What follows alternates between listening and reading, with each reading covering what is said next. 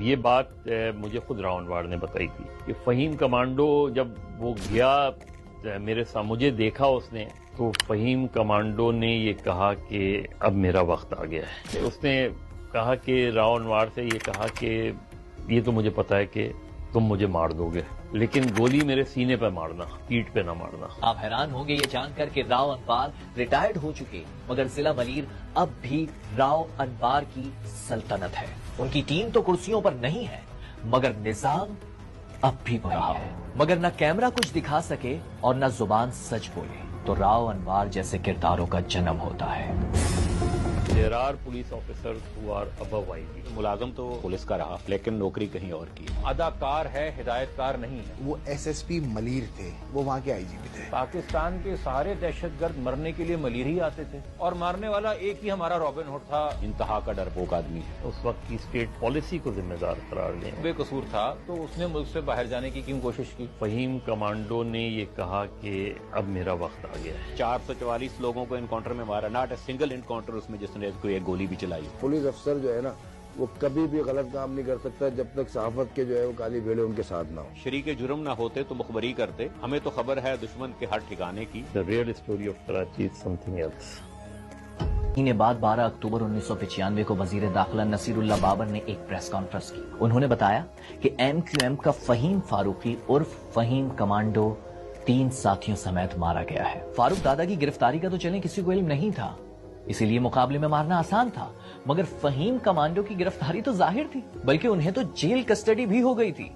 تو فہیم کمانڈو کو مارنے کا حکم کس نے دیا؟ یہ بھی ایک بڑا دلچسپ واقعہ ہے۔ ہم یہ جانتے ہیں کہ پہلے سے گرفتار فہیم کمانڈو کو جیل سے نکال کر کیسے مار دیا گیا۔ جب راؤ انوار انہیں لینے پہنچے تو کیا ہوا؟ اب یہ بات مجھے خود راؤ انوار نے بتائی تھی کہ فہیم کمانڈو جب وہ گیا مجھے دیکھا اس نے، تو فہیم کمانڈو نے یہ کہا کہ اب میرا وقت آ گیا ہے۔ اس نے کہا کہ راؤ انوار سے یہ کہا کہ یہ تو مجھے پتا ہے کہ تم مجھے مار دو گے، لیکن گولی میرے سینے پہ مارنا، پیٹھ پہ نہ مارنا۔ چودھری اسلم، راؤ انوار، یہ جوائنٹ آپریشن تھا ان کا۔ ان لوگوں نے اس کو جیل سے نکالا، رات کے پہر وہی 4 یا 5 بجے کا ٹائم تھا۔ یہ ان کو لے گئے وہاں کراچی سینٹرل کے علاقے میں، ناظم آباد یا گل بہار کا ایریا تھا، وہاں ان کا جو ہے وہ انکاؤنٹر کیا۔ اس میں جو ہے وہ یہ 4 لوگ جو تھے وہ اس انکاؤنٹر میں مارے گئے تھے فہیم کمانڈو کے ساتھ۔ جو آپ بات کریں ہتھ کڑی لگی کی، تو یہ ان کے پاس پہلے سے پلان تھا، اسکرپٹ۔ تو راؤ انوار خود تو میں نے بتایا نا کہ اتنا وہ نہیں ہے کوئی دانش مند یا اتنا وہ کہ آپ سمجھ سکتے ہیں کر سکے، تو لہذا اسکرپٹ تو ان کو دی جاتی تھی کہ اس طریقے سے کر لیں۔ تو وہ اسکرپٹ یہی تھی جو کہ ان کو، جیسے میں نے آپ کو بتایا، دیکھیں اس میں بھی جو بات کرنے کی ہے، ہتھ کڑی لگا ہوا بندہ ہے، اور ہتھ کڑی لگے ہوئے بندہ کس کے پاس ہے؟ پولیس افسر نے یا کسی نے پکڑا ہوا ہے نا اس کو۔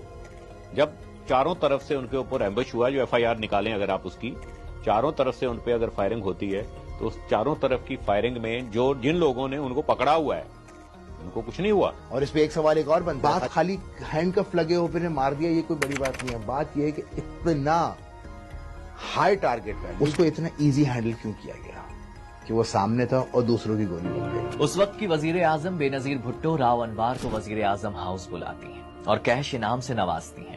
سندھ حکومت کی طرف سے بھی انعامات دیے جاتے ہیں۔ سب کچھ بہترین چل رہا تھا، ہر چیز اسکرپٹ کے مطابق۔ وہ آفیسر جو ایم کیو ایم کا دشمن تھا، وہ آفیسر جو کبھی بھی کہیں بھی کچھ بھی کر سکتا تھا، کیا واقعی راؤ انوار اتنے بہادر تھے بھی؟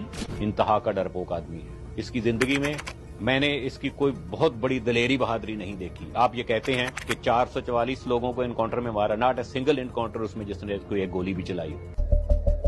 مڈ 90s آپریشن بلو فاکس یا آپریشن کلین اپ ختم ہوا۔ ڈاکٹر شعیب سڈل دعویٰ کرتے ہیں کہ مارچ سے جون 1996 کے درمیان قتل و غارت کا کوئی واقعہ نہیں ہوا، مگر اس حقیقت کو کوئی نہیں جھٹلا پایا کہ اس دوران کالی وردی پر ایسے خون کے دھبے لگے ہیں جو مٹائے نہیں مٹ سکتے۔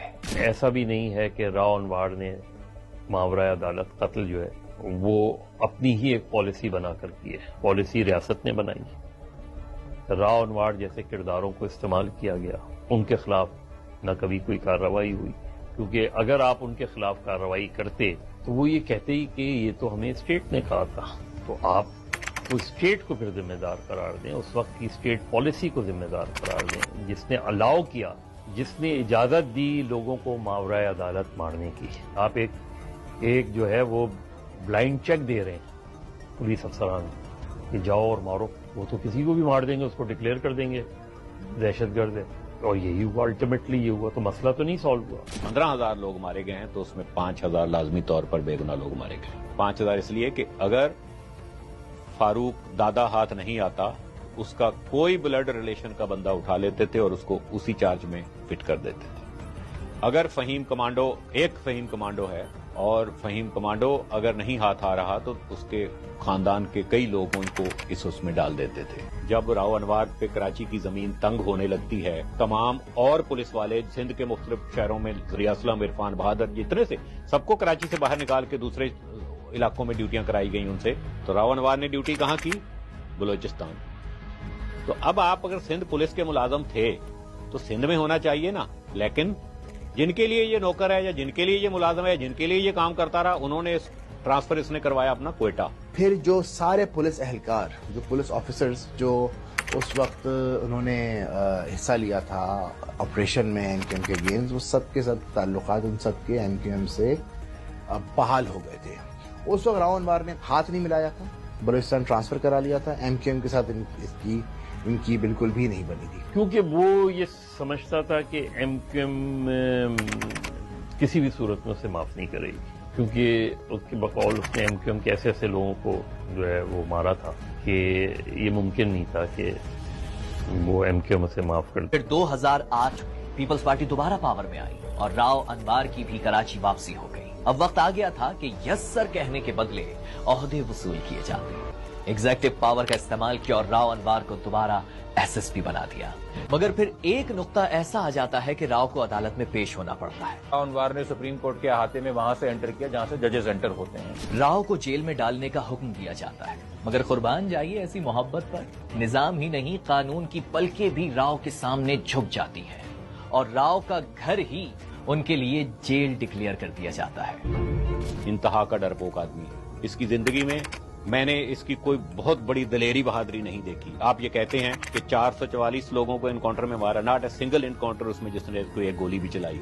راؤ اداکار ہے, ہدایت کار نہیں ہے. پاکستان کے سارے دہشت گرد مرنے کے لیے ملیر ہی آتے تھے اور مارنے والا ایک ہی ہمارا رابن ہوڈ تھا, راؤ انوار. یہ کیسے ممکن؟ اس کا کوئی, یہ تبھی ہو سکتا ہے جب آپ کو لوگ پکڑ کے دیے جائیں, ہتھ کڑیوں میں دیے جائیں, آنکھوں پہ پٹیاں باندھ کے دیے جائیں اور آپ وہ ڈرٹی لانڈری کا کام کر رہے ہو کہ یار یہ جا کے دھو دو. جتنا بڑا چودھری اسلم فائٹر, یہ سب چیزوں کا خصوصیات تھیں اس کے اندر, اور راؤ انوار بہت دور ہے, کہیں قریب بھی نہیں ہے میں سمجھتا ہوں اس کے.